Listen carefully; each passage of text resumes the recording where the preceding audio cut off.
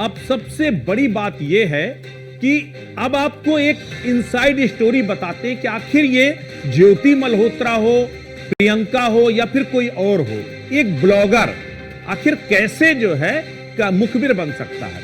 21वीं सदी की जासूसी बंदूक या बाइनोकुलर से नहीं होती, बल्कि कैमरा, ड्रोन और इंटरनेट से हो रही है। ब्लॉगिंग का फैशन जितना रंगीन दिखता है, अंदर से उतना ही अंधेरा और खतरनाक हो सकता है, खासकर जब कोई विदेशी खुफिया एजेंसी इसमें रुचि ले।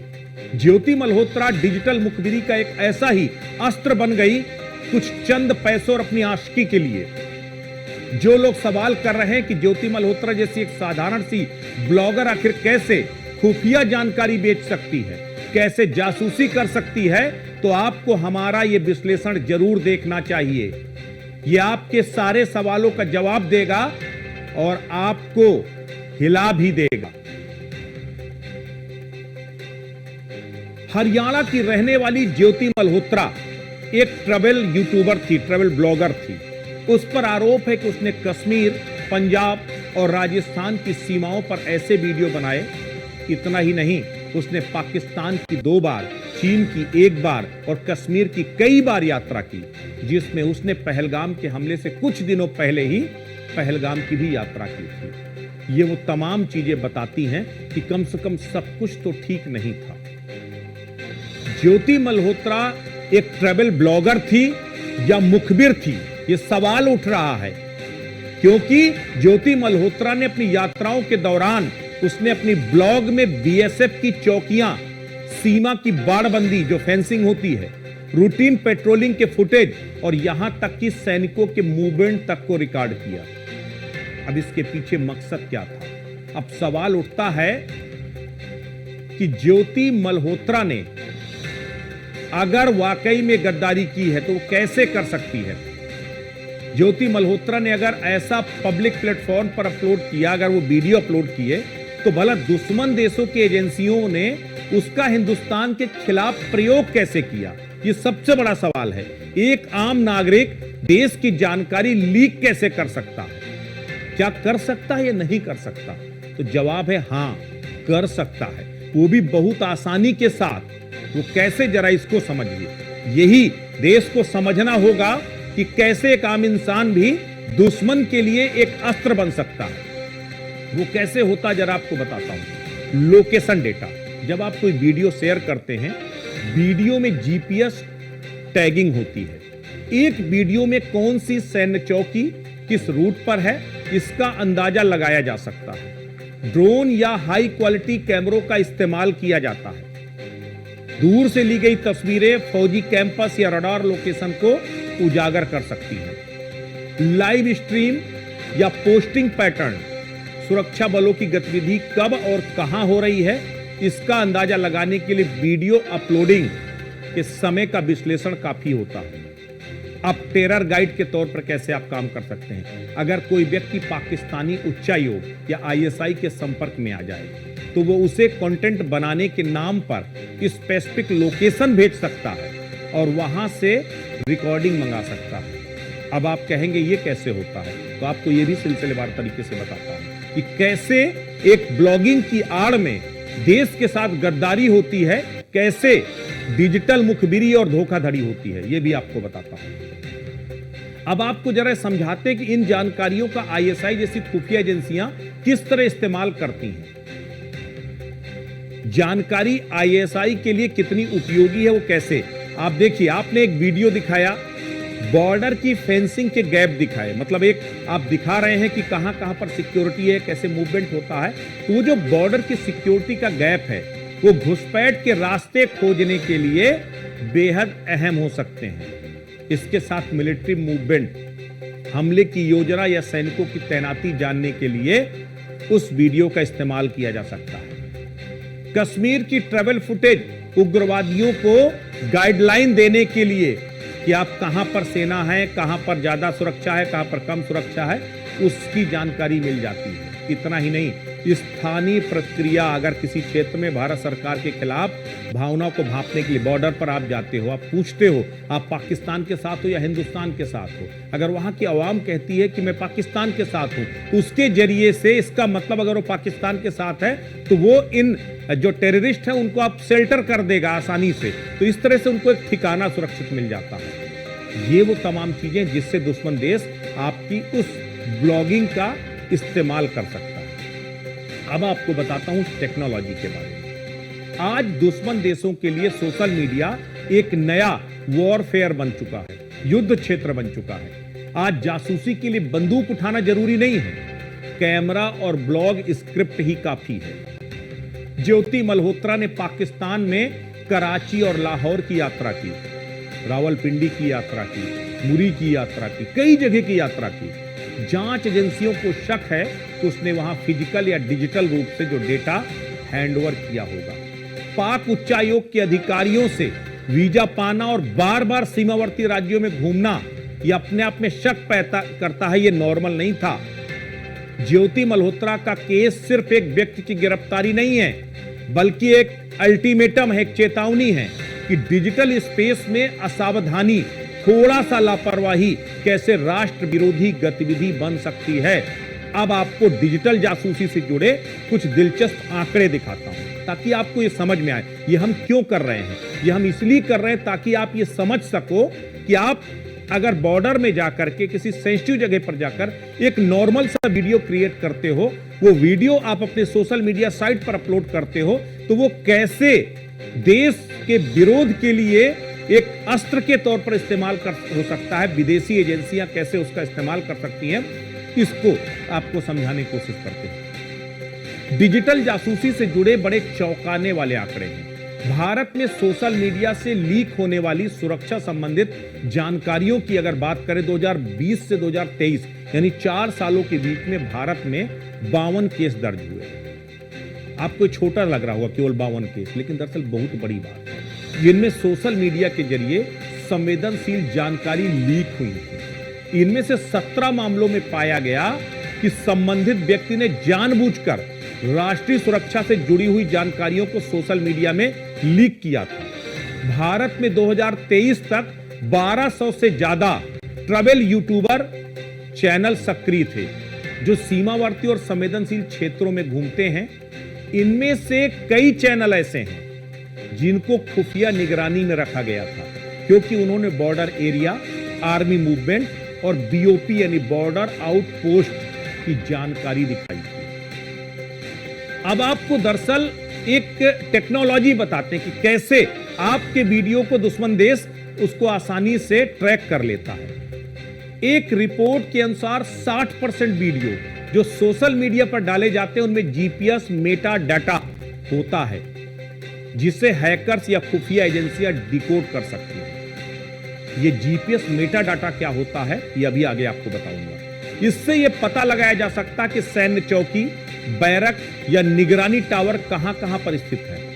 ये जीपीएस मेटा डाटा क्या होता है और कैसे काम करता है आपको बताता हूं। जीपीएस मेटा डाटा दरअसल एक जियो टैगिंग टाइप की जो है एक टेक्नोलॉजी है। वो छिपी हुई जानकारी होती है जो किसी फोटो, वीडियो या फाइल के साथ अपने आप जुड़ जाती है जब वो किसी जीपीएस सक्षम डिवाइस मसलन स्मार्टफोन, डीएसएलआर, ड्रोन या कैमरे से ली जाती है। इसमें शामिल होती है क्या, लोकेशन, लैटिट्यूड और लॉन्गिट्यूड। आपकी वो लोकेशन भी उसमें डिटेक्ट हो जाती है जीपीएस मेटा डाटा में।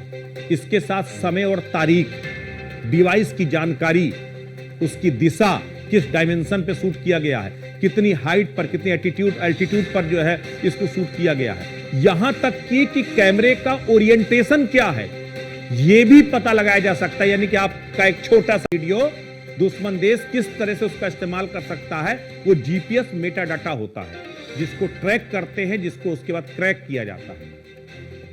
अब सबसे बड़ी बात यह है कि मान लीजिए आप एलओसी के पास एक फोटो क्लिक करते हैं, उस फोटो को फेसबुक या फिर यूट्यूब पर अपलोड करते हैं। भले ही आपने लोकेशन टैग ना किया हो, उस फोटो की फाइल में यह जानकारी छिपी हो, लेकिन अब सबसे बड़ी बात है उसको लोग कैसे उपयोग कर सकते हैं, यह सबसे बड़ी बात है। कैसे बनती है यह तस्वीर एक जासूसी टूल, जिसको हम कहते हैं स्पाई टूल के तौर पर, कैसे जो दुश्मन देश की एजेंसियां कैसे इस्तेमाल करती हैं। मेटा डेटा के जरिए जैसे ही आप किसी स्मार्टफोन से फोटो खींचते हैं, वो एक्सिप डेटा सेव करता है। जो एक्सिप डेटा है वो क्या करता है, आपकी लोकेशन यानी लैटिट्यूड और लॉन्गिट्यूड, उसको कैमरा मॉडल, समय और तारीख, ये सब कुछ आपका बता देता है। फिर जब ऑनलाइन अपलोडिंग करते हैं आप, YouTube में आपने अपलोड किया, सोशल मीडिया के किसी प्लेटफॉर्म में, इंस्टा है, फेसबुक है, ट्विच है, किसी में आप अपलोड कीजिए। आपने जैसे अपलोड किया तो एडिटिंग के पोस्ट करने पर, अगर आपने देखिए सबसे बड़ी बात है, बिना एडिटिंग के जैसे आपने पोस्ट किया एक्चुअल फोटो, ये मेटा डेटा दुश्मन एजेंसियों को, ये OS इंटरनेट होता है, OC नेट कहलाता है, ये टूल से पढ़ लेती है। OC नेट एक ऐसा टूल होता है जिसके जरिए जो है ये बाकायदा उसे पढ़ लेती है। फोटो टेक्स्ट कॉम्बिनेशन, यदि यूजर कैप्शन में राजस्थान बॉर्डर दे देता है, बीकानेर से दे देता है बॉर्डर, जैसलमेर के पास जैसा कुछ भी लिख दे, तो यह सटीक जगह की पुष्टि कर देता है। अब कैसे स्कैन करती हैं आपको यह भी बताता हूं। टूल तकनीक जो इस्तेमाल होती है वो एक्सिप कहलाती है, एक्सिप रीडर। मैंने पहले भी कहा, एक्सिप रीडर दरअसल फोटो से लोकेशन, कैमरा डिटेल, टाइम निकालने के लिए इस्तेमाल होता है। अब आपने उसकी लोकेशन निकाल ली, उसकी टाइम डिटेल निकाल ली, उसके बाद गूगल अर्थ प्रो एक ऐसा सॉफ्टवेयर है जो मिली लोकेशन को रियल मैप से मिलाने के लिए उसका इस्तेमाल करते हैं। फिर उसके बाद वेब क्रॉलर्स होता है, BSF पेट्रोल, बॉर्डर फेंस जैसे कीवर्ड सर्च कर ऑटोमेटिकली स्क्रैपिंग यानी AI इमेज मैचिंग के जरिए पुरानी फोटो और नई फोटो को मिलाकर बदलाव का पता करने के लिए उसका इस्तेमाल कर लिया जाता है। ये दो तरफ की चीजें हैं। अगर आप जैसे न्यूक्लियर है, अगर आप पॉजिटिव इस्तेमाल करते तो न्यूक्लियर एनर्जी बनती है, और जब आप नेगेटिव इस्तेमाल करते तो न्यूक्लियर बम बनता है। वैसे ही ये मेटा डाटा है जो तमाम एजेंसियां कई बार उसके लिए भी इस्तेमाल करती हैं, आपकी चोरी को पकड़ने के लिए, आपके खिलाफ ठोस डिजिटल सबूत इकट्ठे करने के लिए। लेकिन वही दुश्मन देश की एजेंसियां आपकी इंफॉर्मेशन को क्रैक करने के लिए और आपके सेंसिटिव जगह को लोकेट करने के लिए भी इसका इस्तेमाल करती हैं। तो ये सबसे बड़ी बात है। अब सबसे बड़ी बात है कि केवल मेटा डाटा ही नहीं और केवल ब्लॉगिंग ही नहीं खतरनाक है, केवल ब्लॉगिंग के जरिए ही नहीं, बल्कि व्हाट्सएप और टेलीग्राम जैसे ऐप्स का इस्तेमाल भी खुफिया जानकारियों के लिए एजेंसियां करती हैं। 2017 से 2022 में भारत में ISI के लिए काम करने वाले 39 लोगों को पकड़ा गया जो व्हाट्सएप, टेलीग्राम या मैसेंजर के जरिए जानकारी भेज रहे थे। उनमें से कई सामान्य नागरिक थे, रेलवे कर्मचारी थे, कॉल सेंटर के वर्कर थे, और कुछ ऐसे थे जो डिफेंस यानी ऑर्डिनेंस फैक्ट्रियों में काम करते थे या डिफेंस सेगमेंट पे काम करते थे।